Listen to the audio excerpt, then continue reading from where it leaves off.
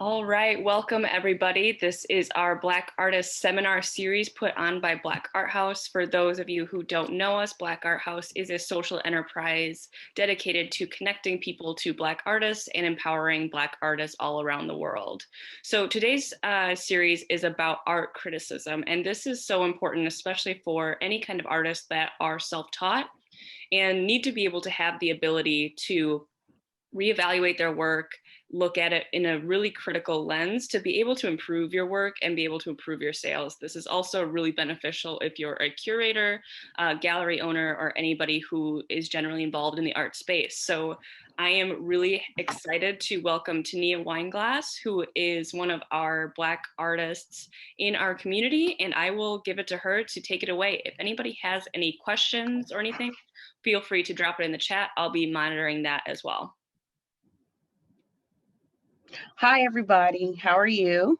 Again, my name is Tania Wineglass. I've been teaching for 23 years. I actually just resigned from the classroom this past January to focus on my artwork full time. I'm not even going to read this step by step, but I've taught all over the city for different organizations, our Black Expo, various night school programs, various programs throughout the city. I have displayed my work across the Midwest for our art museum, and I've been in national as well as international publications with some of my artwork, and I've worked with national and international artists as well. I do commissioned work for private citizens as well as some local businesses. So that's the little synopsis right there. And I'll go to next. So the teacher in me is going to click in, just so you know. So if I get a little carried away, just know that you holler at me anytime and I'll quickly stop or slow down if you need me to. All right. So what is art criticism? A lot of people have a misinterpretation of what it is. So basically, it's responding to, interpreting, meaning, and making critical judgments about specific works of art. So that could be your work, or it could be work around you, etc. Art critics are people who most of the time they're kind of full of themselves, but they're the ones that help the everyday person understand and interpret different artworks because they may or may not have that ability. But us as artists, we should always have that ability. If we look at it straight academically, there's 4 steps. This is the Feldman model, which is, I generally use a variation of this when I'm going through it, number 1, in the classroom, teaching young artists how to critique their work. And I also follow a format of it when I'm looking at my own work as well. So description, literally looking at it and describing what's in front of you. So using the elements of design. Us as artists, we have this vocabulary. We don't always know like the formal wording for the vocabulary. So the elements are basically the line, shape, space, color, form, etc. Analysis is where you're going through and applying the principles of design. So your examples will be, is it proportionate? Is it balanced? What's being emphasized? Is it a unified piece, etc. So interpretation, what does it mean to you? A judgment, is it a successful piece of art or not? So those are just like, if you're not used to going through and really critically thinking about your artwork, this is a great ladder or framework for you to use as you are looking at your work. So I kind of want to talk about this piece, and let me know if I'm talking too fast, because sometimes I tend to do that. This piece right here, I kind of want to go through just a quick critique for you. So this is a piece that me and another artist did together. We just finished it and submitted it to a gallery. He painted the young man's face rather, in the hand, and then I did everything else. So this is a collaborative piece that we did together. If we're going through this in a classroom, or if you are just sitting back and looking at your own work, you want to sit and think, okay, what do I see? So I see signs, I see people, I see books, I see, it looks like candy, cigarettes, a plane in the sky, and a young man. What's being emphasized? Clearly the young man, because he's completely different color than everything else. So that makes him stand out. He's also larger than everything else, okay? So that would be your description and your analysis, okay? So our interpretation would be, we're going through and we're looking at, okay, well, the signs say I am a man, but clearly he looks like a boy. There's candy in the background, some cigarettes, there's an airplane. So you're trying to interpret what these things mean.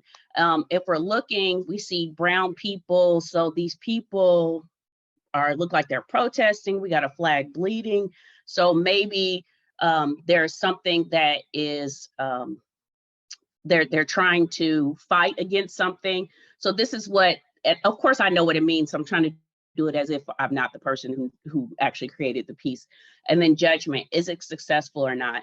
Well, if I'm looking at the sign or the title, it says for my sons.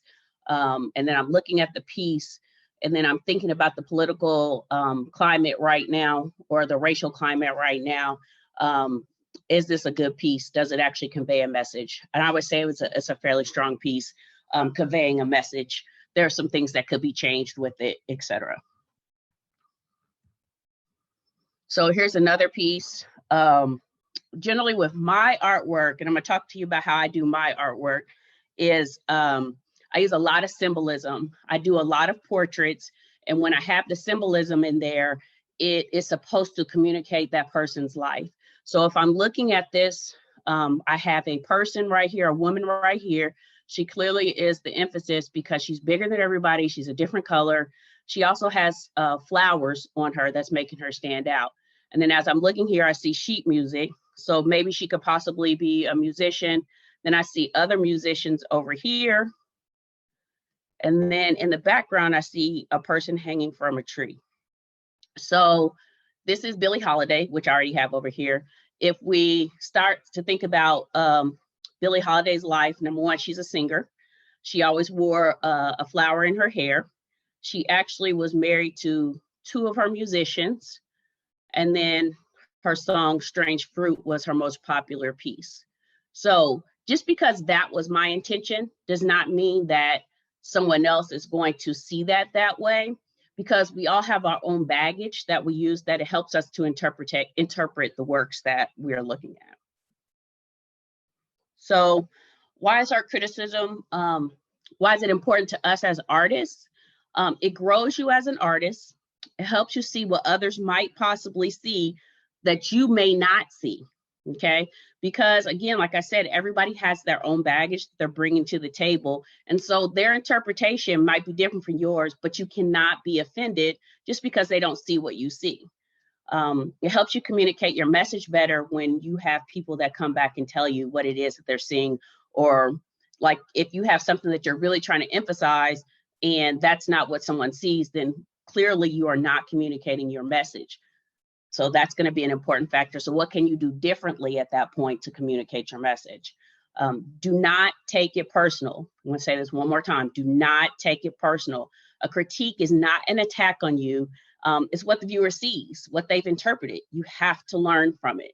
You have to learn from the good comments and the bad comments. I've seen people run out of critiques in tears, but there's no reason to do that. And it's not an opportunity for you just to tear somebody's work down and disrespect the person. It's an opportunity for you to help someone grow or yourself grow. The impact on your work, it stretches you and can put you in uncomfortable places regarding your work, but your work improves so much by having someone come and look at your work. And it should never be just one person who comes and looks at your work. So having other people look at your work is also important because it keeps perspective, and it actually helps build your confidence as an artist. You should have 3 types of people that look at your work. And these I just kind of named today. I never actually had a name for it, so I decided to give them names today. So the brute. The brute is always brutally honest. So for me, my brute is my mother. She has an artistic background, but she's going to say, yeah, that doesn't work for me. That doesn't look good. It doesn't look good because blah, blah, blah, blah, blah. So you always want someone who's going to give you a interpretation or a critique or comment, but they have to be able to support it because you're not going to grow from it. And then we always need the cheerleader. The cheerleader is my uncle. So he will always tell me positive stuff. So, and sometimes we need that for our ego. Like if it's the middle of the night, I just been painting about 4 or 5 hours and I'm not sure how I feel about this piece. I'm gonna take a picture and I'm gonna send it to him. And he's gonna send me a text message back and say, man, this is really great, T. You're doing a great job. Keep working in your gift. Sometimes you need that, because especially when you poured a lot of yourself emotionally into your piece, sometimes you feel so drained that you need that extra kick that gets you going. And then of course you should always have an equalizer. My equalizer, I actually have about 2 or 3 people that are equalizers. 2 of them are other art educators as well. And one of them is just a lay person, one of my friends that's been my friend since high school, but she's seen my work from then until now, and she'll always give me positive and things that need to be improved. So your equalizer is the person who will both be honest and cheer you on. You want to make sure that you have all 3 of these because it's so important in your growth. So, okay, so does anybody have any questions? I know I went through that kind of fast. And I cannot see the thing. So if you're typing, I won't be able to see it. So you'll have to ask the question. I had a question. Go ahead. I was trying to type it, but it'll be quicker to say. So what I was typing was, I'm Brandon. I'm an analog digital collage artist. It's been a while since undergrad, which is when I remember doing critiques. Aside from that, I probably have more of cheerleaders than the other two. But I've been thinking about trying to seek out maybe groups of other artists who would be willing to do more of like a structured critique round, but what do you think about that? Is that a good idea? Do you know? I think it's a really good idea. And the reason why I think it's a good idea is because you have someone that has a critical artistic eye. You don't want just lay people that will always be fascinated by your work. The people that are always going to be fascinated by your work will, like when you do an example, oh man, that's amazing, blah, blah, blah. And you yourself know it's just an example. It's not even any real piece of art. So it's really important for you not to have too many cheerleaders, because you don't want to puff your head up. And then you start thinking that you're doing this great work, and then you put it in front of a gallery or someone who wants to purchase your work, and they're like, okay, this is, I think I would have liked it better if it's this, this, this, and this. So you want to make sure that your people have critical judgment. Now, the one thing about college, when you did your critiques in college, depending on the professor that you had, it could have been, I know there were some critiques that I had been in, and they were like, why did you do that? That is so ugly, blah, blah, blah, blah. That is not helpful. Even when you're doing your own critiques, you should be like, well, I don't really like this, but why don't you like it? So as you are critiquing your own work, you should be taking pictures along the way as your piece develops. And that way you can do critiques on along it also. And then you can send it to your group of people to look at it as it progresses as well, because then you can make changes as you're going along until when you get to, instead of when you get to the end of your piece. That's why it's important to have that group of artists that you can actually talk to about your work. Did that help? Yeah, that really helps. And I see Tatiana's comment, and I would be up for, from this community, doing some critiques, because I feel like I need it. So thank you. Yeah, that would be awesome if we were able to do like even a critique once a month, something like that.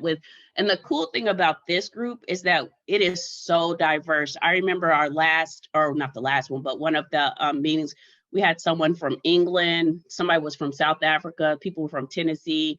And so because of their own baggage, they're going to have different interpretations that could really help your work or our work.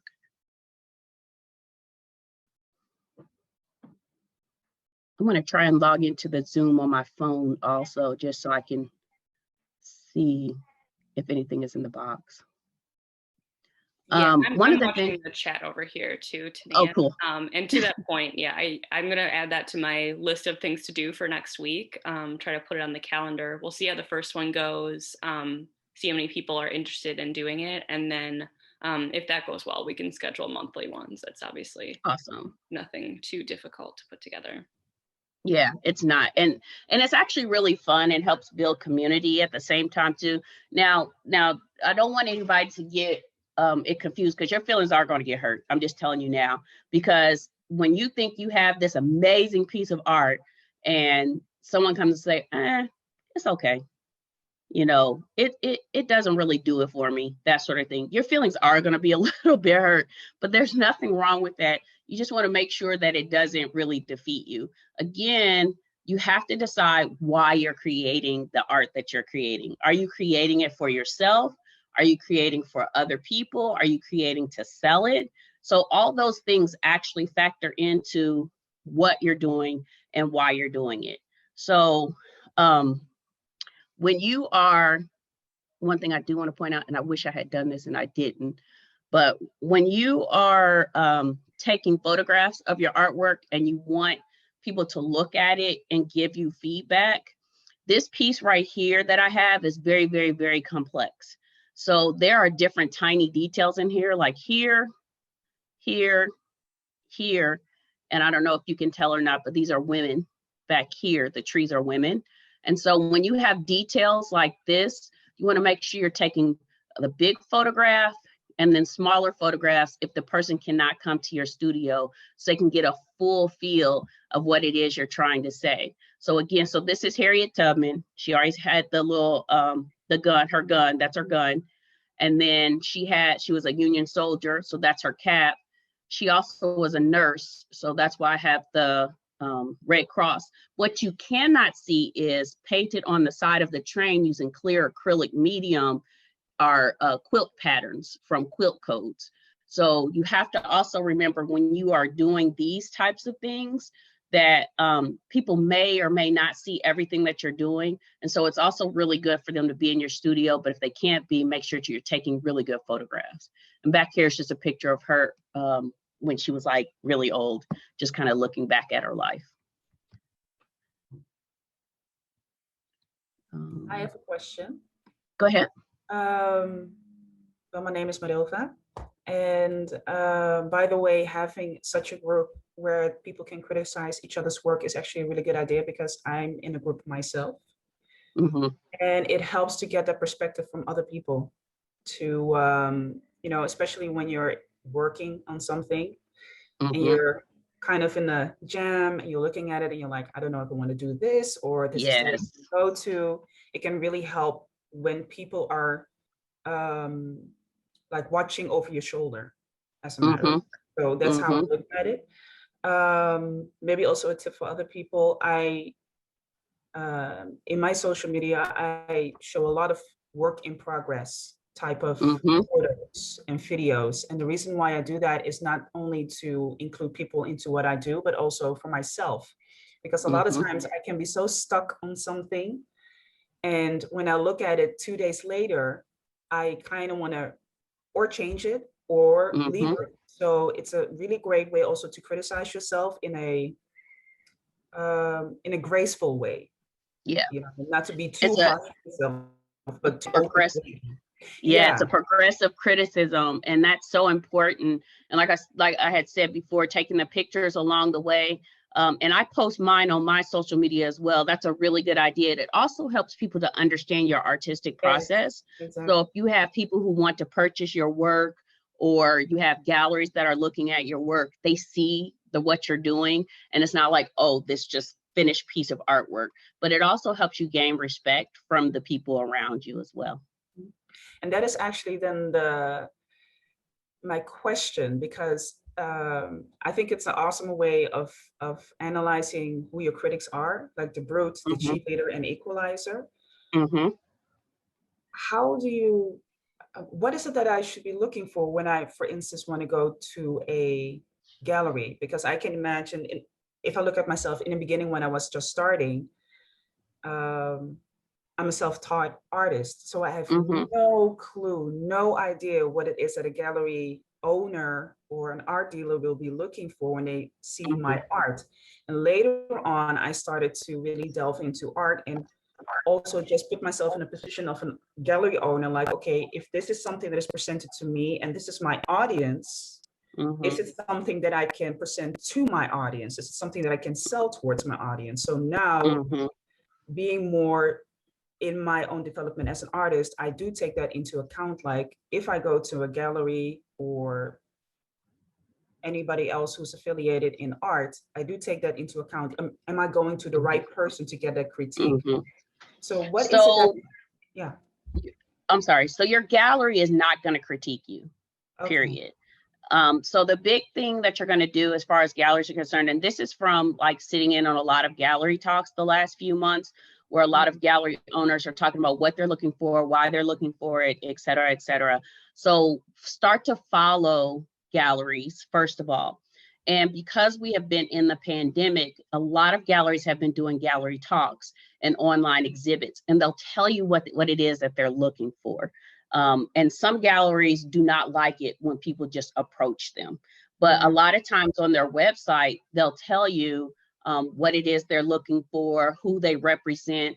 Go and look up who they represent and see the type of work that they have, and then see if you will actually fit into that particular gallery.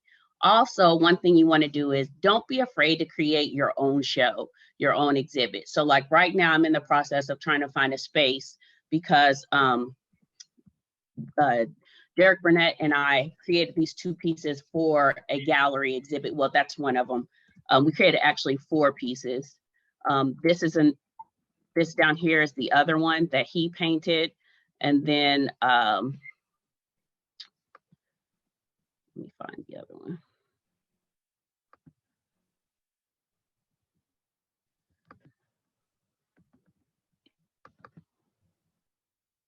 So this is the one that I painted that he came back and added onto.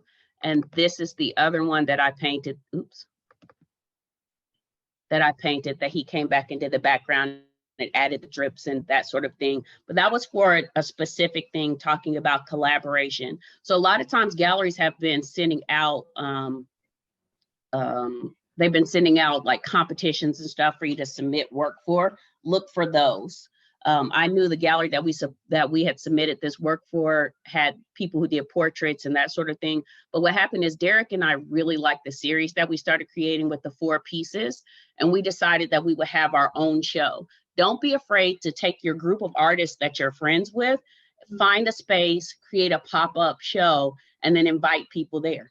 You know, and that you can add to your CV or your resume and helps to extend it, because a lot of things galleries are also looking for is how long is your CV?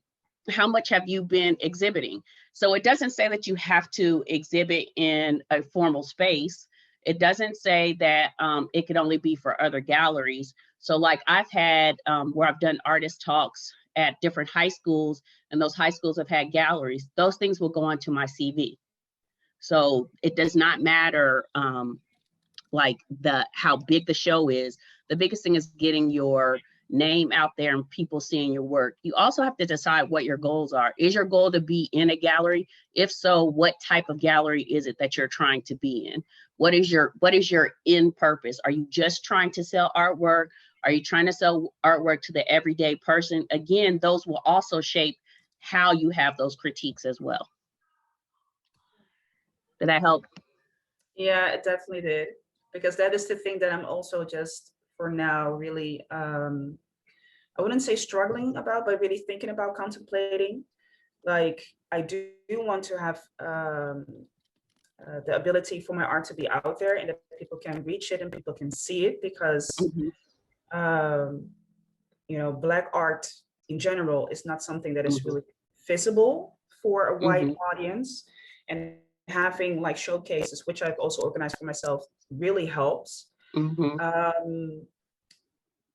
And I also believe that being in a gallery and allowing yourself to also be represented by people that can have a path where you might not be in, but they are already in, can also help. So I'm kind of in back and forth with that, and also like, okay, but what is it that I need to be aware of? How do I need to look at my work when I go to someone and say, well, hey, you know, I've been following your gallery, and like you said, okay, well, they maybe have an open invitation that they would like to see other artists, what is it that I need to be aware of? How do I need to critique my work? So that's where I am right now in my journey. Yeah, it sounds like you're on the right track with everything. Again, it's just going to be so important for you to find out how that gallery, those particular galleries, accept artists. And again, they should have it on their website. A lot of times they'll say, like, sometimes they don't want it unsolicited. So you don't want to just send it. Sometimes they'll say, go ahead and send it to such and such, but they don't want to actually talk to you. They just want your CV and they want images of your work. Make sure that you have really, really, really, really good high resolution images of your work. That is so important. Okay. Yes, thank you. It really helped. And it looks like Brandon asked another question in the chat. Brandon, I don't know if you want to say it out loud. Yeah, unless someone else has a question. Oh, I see it. I see it. Do you want to read it? Yeah, so how would you describe the dynamic between the interpretation or interpretations of a piece versus the intent of the artist? So that's one of those tricky things. So for me as an artist, I have always painted women. It's rare that I paint a man. If I'm painting a man, that person is very significant for one reason or another. It could be positive or it could be negative. But the one thing that I did early on is, again, I still use a lot of symbolism, but I'm also a nerd when it comes to stuff like that. So I do a lot of research. And so, like, even in this painting over here, the bee means something, the honeycomb means something, the raven means something. They're not always going to get all those interpretations unless you put it over to the side. You have to be willing to accept that there are going to be times that people just misinterpret your work, period. Everybody comes with their own baggage. Even if you have done so clearly, this means this, this, this, and this, and it's very in your face, there are always going to be people who, and it's not a misinterpretation, it's just an interpretation through their lenses. Okay, so it's okay for someone not to get your intent, but you want to see if the greater group of people have gotten your intent. If it's lost on everybody, then you probably got too into it, too detailed. It's probably too vague. One of those things. Sometimes you can be too detailed with it, and sometimes you can be too vague with what it is that you're trying to communicate. So that's why it's also really important that you have these artists, or not artists, these critique type people as well. So when you have your brutally honest person, you're like, hey, so when I look at this piece right here, what are you getting from it? So here's my thing. In the past, even though I had all these symbols in here, I would have been like, what do you mean you didn't get it? You just see this, that doesn't make any sense. It's very clear. It's not very clear all the time to other people. And I'm okay with that now, but I used to be offended by it. Or like I used to have this type of woman that I painted. It was really just a silhouette of a woman, and everybody always just assumed that the woman was naked. I was so offended by that. It's like, why is that your first thing? And it was just a black silhouette of a body. And that was it for you to interpret that it was a woman. But people always assumed that it was naked. So then I had to finally get to the point, okay, so what if she is naked? Does it take away from what it is that I'm creating? Does it add to it? Or is it just neutral? So that's the way you have to look at it. And like I said, don't get offended by it. The only way that I would get offended is if somebody just went all crazy and oh, blah, blah, blah, this is a piece of crap because blah, blah, blah, but they really didn't say anything at all. It's like, well, maybe this isn't for you. So,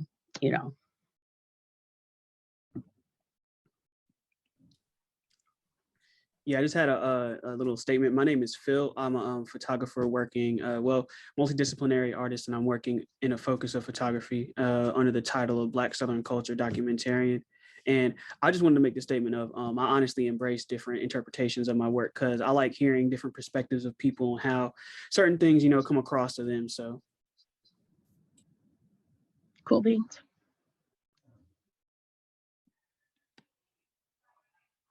Yeah, Tania, we had a couple of people come in a little bit late. So would you mind going back? I think you had a bullet pointed list of all the things to look at when you're critiquing. Yeah, there we go. Yeah. So this is just a straight academic approach. So description, you're literally describing what you see in front of you. So it's line, shape, space, color, form, etc. Analysis is your applying the principles of design, proportion, balance, emphasis, unity, rhythm, and movement, etc. Interpretation, what does it mean? And then judgment, is it a successful piece of art or not? Now, one thing that's really important about judgment, it doesn't mean that you like the artwork. It just means that, was it executed well? There are plenty of pieces of art that are ugly, but it's still well executed. So that's also important. Even if it's not a great piece, you can learn something from those pieces or what other people are doing.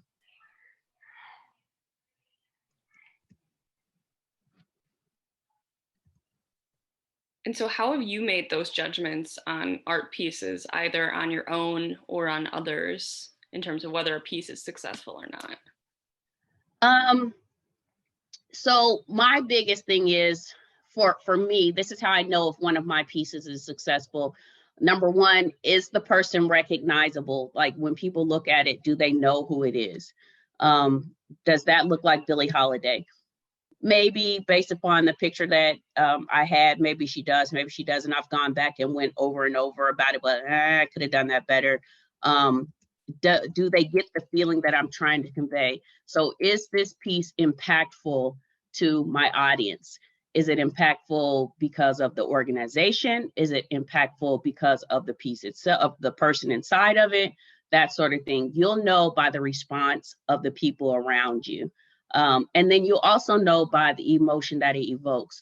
One of the things I've always told my students is, when you know, everybody's like, art is this, art is that, art is everything. When you break art down to its most basic form, art is communication.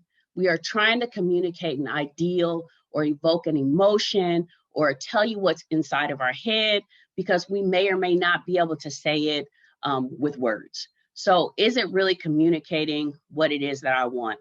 Now, sometimes people don't know who these people are. Like a lot of people don't know who Joyce Bryant is over here, but they're impacted by the piece itself.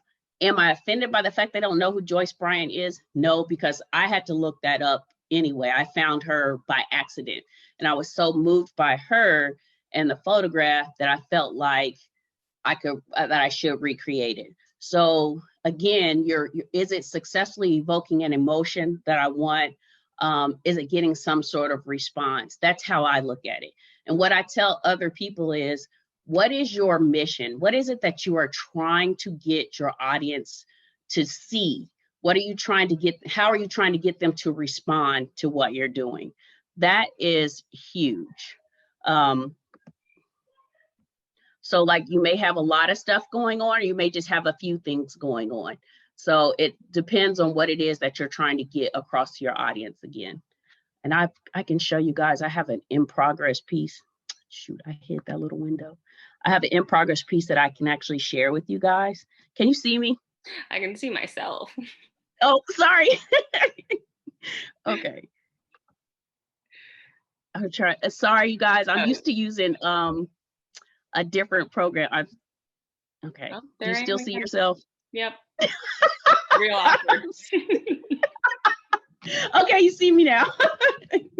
Okay, so I'm gonna take you over to my Aretha Franklin painting that I'm working on, so you guys can see it. I don't know how well you can see it. So this is an in progress painting, and what I did was I had this vision for months, and I kept dreaming about it, and I finally sketched it out. One of the things you'll have to also make sure is, if you are doing a sketch, don't be married to your sketch. Be flexible. So as I am taking pictures and sending it out to people, I start to look at it and analyze it as well. So I'll take a picture of it before I finish for the night. And then when I go lay down in the bed, I'll look at that picture and study it for a while. Is this successful? Isn't? What should I change? is it really conveying what it is that I wanted to convey? And I will say, I think we're all still looking at my face. Really? Yeah. Oh my gosh. Well, I see me. Let's see. You can just unshare screen or something. Okay. Or stop sharing. Oh, there we okay. go. Sorry. Well, Fine. can you guys see me now? Nope. Your video's not on. Yeah. Okay. See, I'm so used to There can we you see go. me now? Yes. Okay. All right. So here is the Aretha Franklin piece that I'm talking about. So as I go along, like no one knew who it was at first as I was going through and painting it, which I kind of like that because I like my students to see the progress because it doesn't always just start off looking like the person. And sometimes it's trial and error as you are trying to create that person. And so even with the glasses, my original design for the glasses, inside the glasses did not necessarily work. So I had to go back and make adjustments. Again, don't be married to your sketch. You have to be flexible when you're going through, especially if you're having someone critique you and then they're saying, well, this is what I'm getting from it. And that's not what you were trying to convey. It will at least help you to start making changes early on instead of when you're finished with the piece.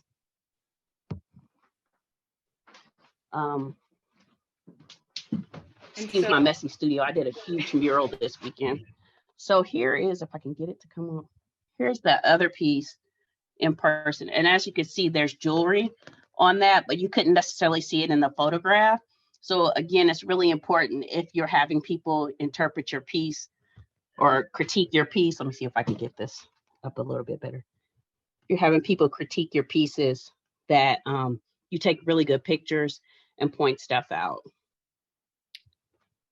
Yeah, and I will also say to people here that's generally really helpful, especially when you're selling online, to have a multitude of photos because you're able to see different areas and it's really hard to interact, of course, without being in person. So being able to see it at different angles, up close, far away, being able to see the different textures if you're doing a painting is really helpful. Like I know, Brandon, you do a pretty good job of this in like putting your artwork into like frames in which like you see a really close picture of the collage that you did and then you see it in a frame on the outside, which I think is done well.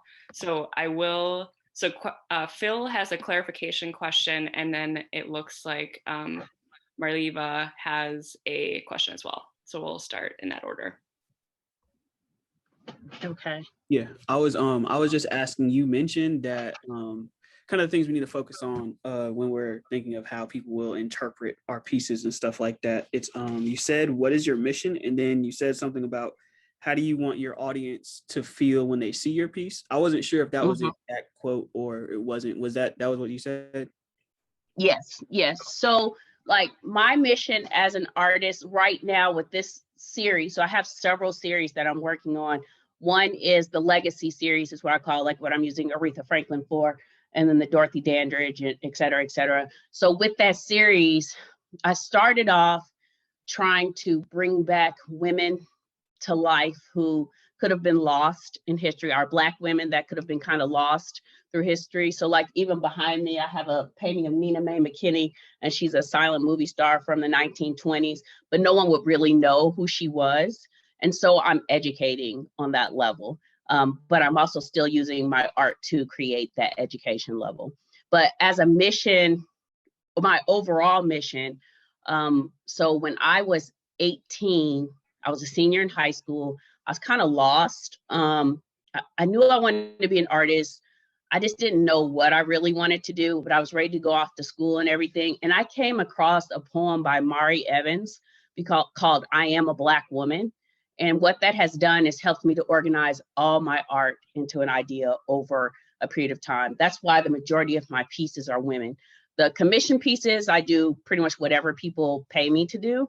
But like for me as an artist, that poem guides me and keeps me through. So that's my mission, is to here I am a Black woman. I'm proud to be a Black woman. Here are these other Black women that are proud to be Black women that have poured into our society and have created this thing. So I also have a series called Afro Punk because I'm one of those kind of odd people. So some days my hair might be pink, some days my hair might be purple. Right now it's kind of in this weird green, brownish something. So I have a ton of piercings. I have probably about 15 or 20 tattoos. They all have meaning to them, but I'm not that everyday boring person. And so what that Afro Punk does, they're actually painted on plates, ceramic plates. My master's is in ceramics. My undergrad is in ceramics and painting. My master's in ceramics and painting as well. I have a minor in music, art history, French, metalworking, and jewelry.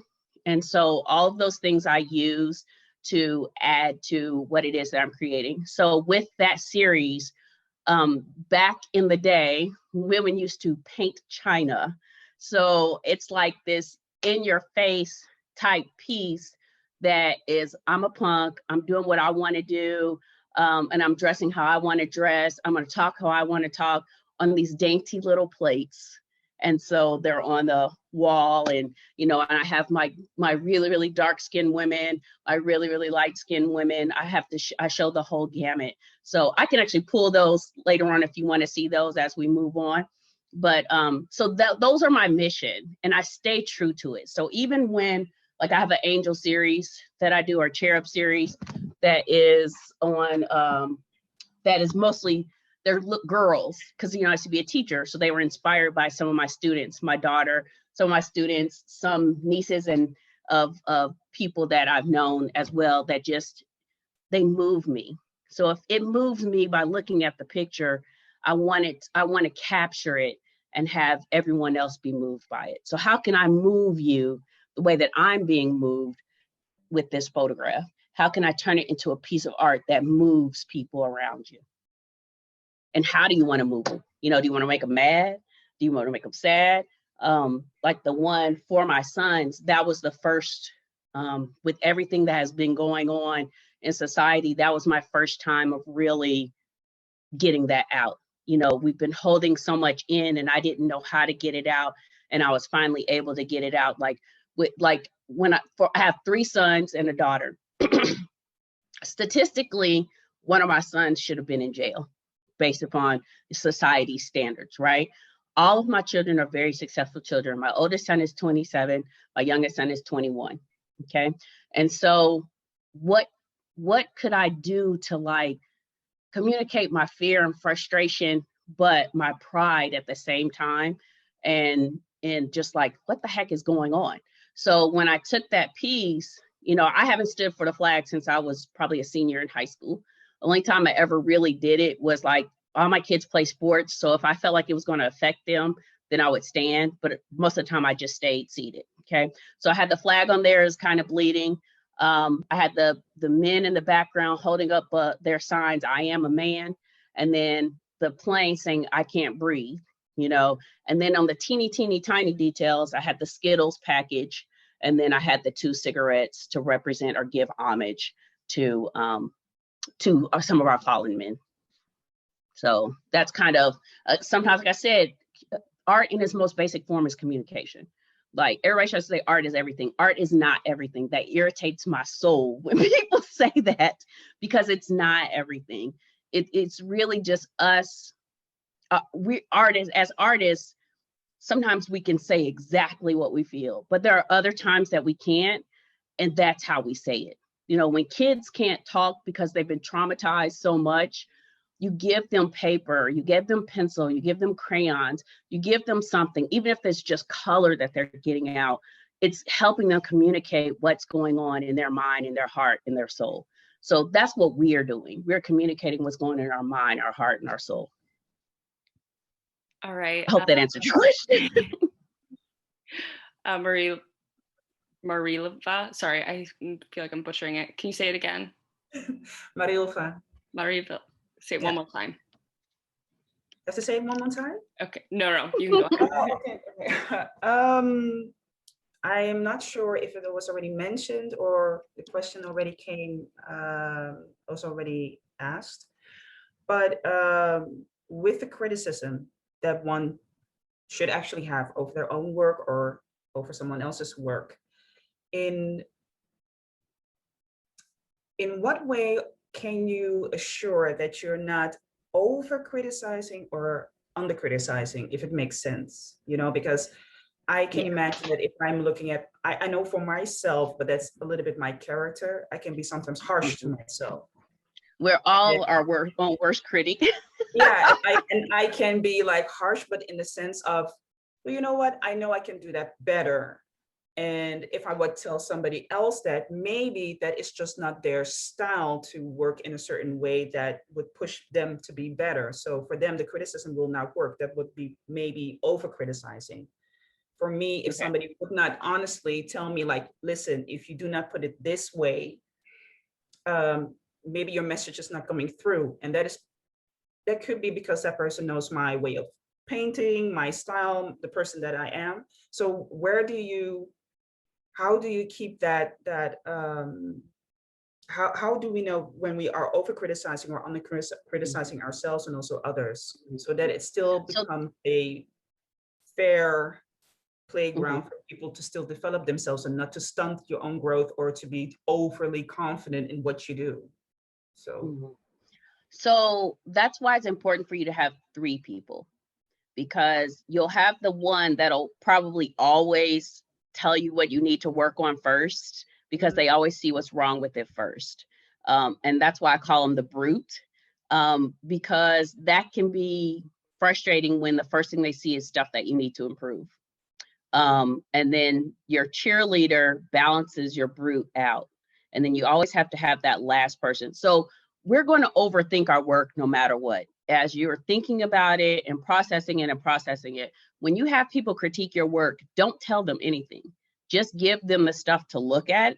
And then if they say to you in their response what it is that you want to hear, like in the painting for my sons, like, oh, that was so powerful, that made me think of blah, blah, blah, blah, blah, then that was successful. If you want just layout, like balance, that sort of thing, you can ask a specific question. How do you feel about the balance of this painting? Do you feel like it's too much weight on this side? Do you feel like the books are heavier than the men on the other side? That sort of thing. So let me pull this up real quick.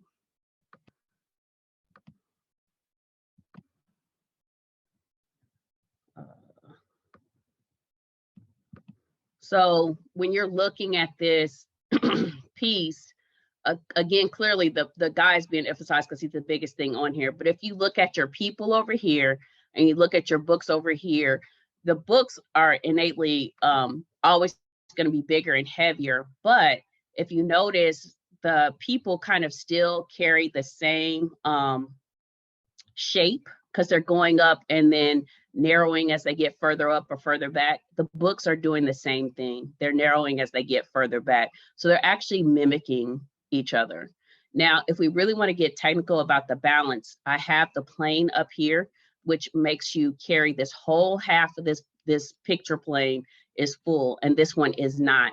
But if I had filled this side over here, it would have made everything flat. Everything would have been exactly the same, as opposed to giving it a little bit more depth back here. Even though I don't have a whole lot of deep blues to give you depth in the sky, that openness carries you around. So like, it's almost like it flows like this and then stops. If that gives you a more of a sense. This one right here.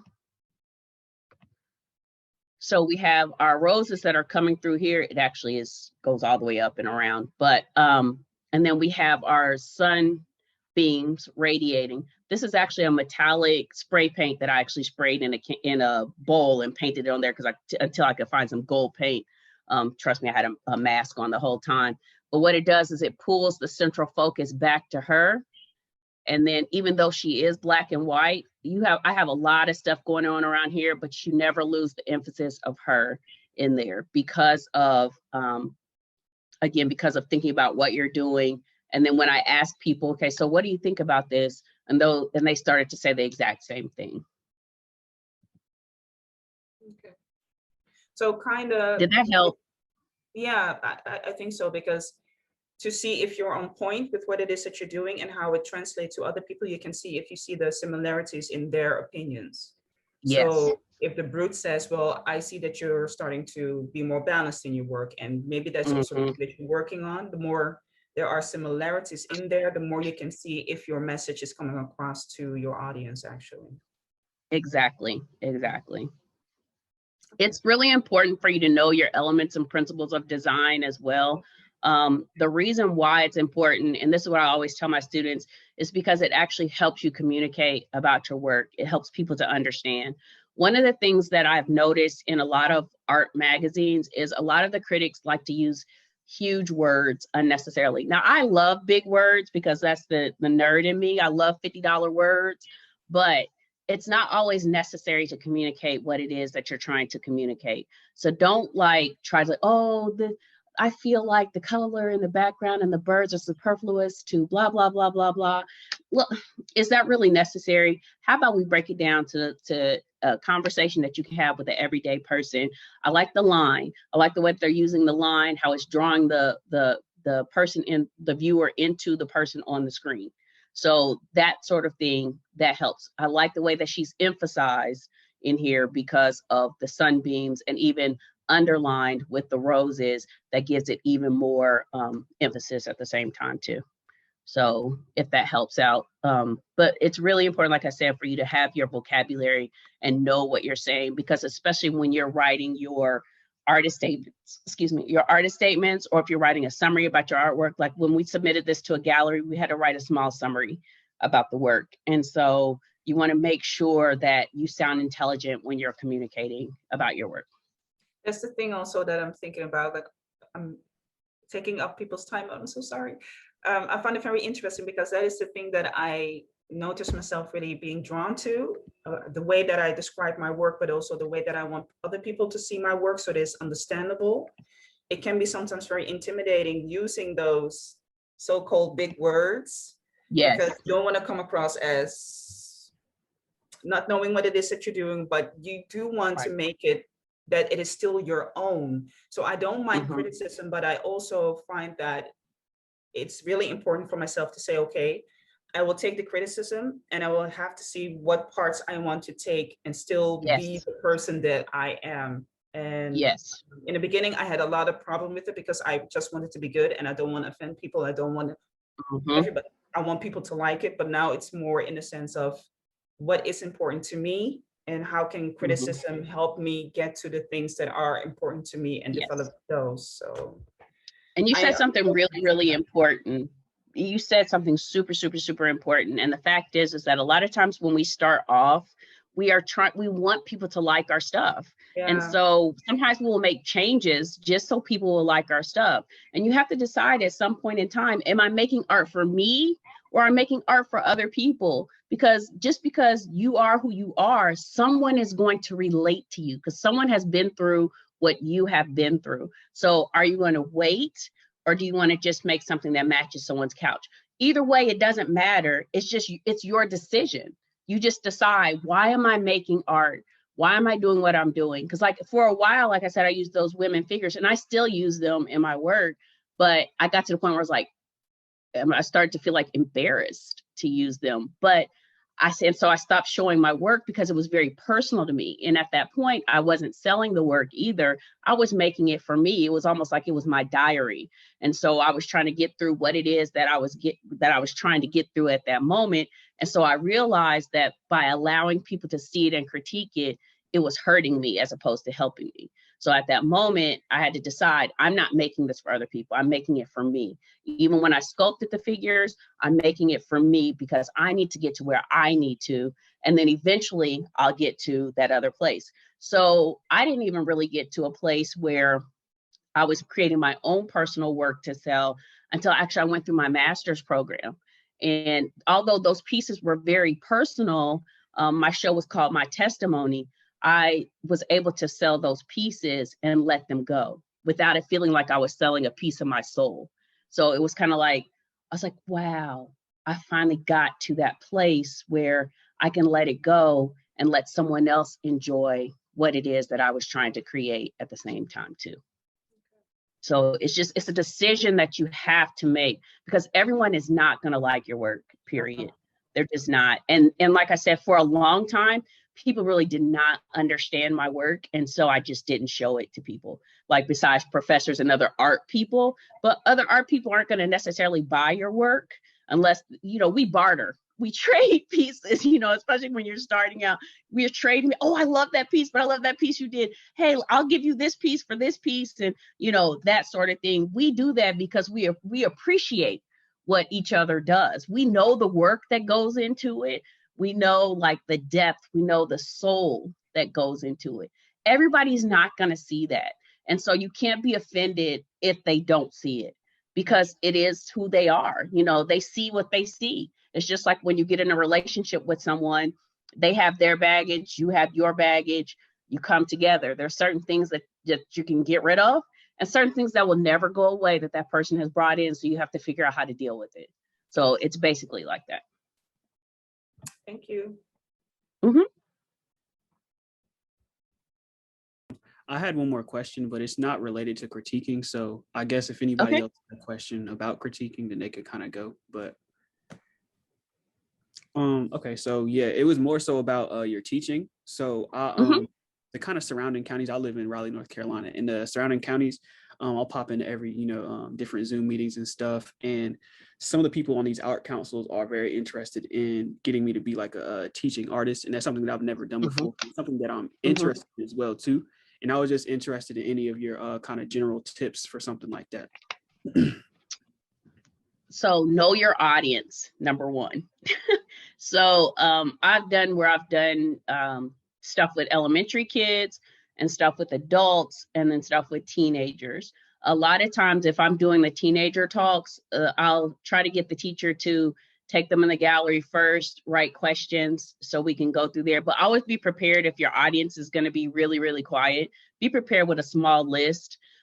Even though I have been teaching for so long, I still get nervous when I give new presentations. So I always keep a index card with a very, very, very general outline of what it is that I want to talk about. So like what happened like with tonight, even if my PowerPoint went down, I still knew what I was going to talk about. And you have to be able to improvise, because someone is going to ask you a crazy question, number one, and you're going to be like, and so you got to play it off. Either you got to play it off or you got to change it without it making it seem like it's to change it. And you're going to try not to say that was the dumbest thing I've ever heard. So those are the things that you want to be careful with. But people will ask you crazy questions, and kids will ask you the craziest questions. Adults will always act like they know everything, but if they did, they wouldn't be at your talk. So, hopefully that was helpful. Good. Great. Well, we are at about the hour. So thank you so much, Tania, for being here and for talking to us about art critique and just basically all the breadth of knowledge that you were able to provide about, work with galleries and, looking at your own work and displaying it. So thank you again. And thank everybody for being here. Our next seminars that are coming up are commercialized art, so turning your art into commercialized products, and minting NFTs, which is very hot right now. So yes. Stay tuned, and thank you all again. Look forward to seeing you all soon.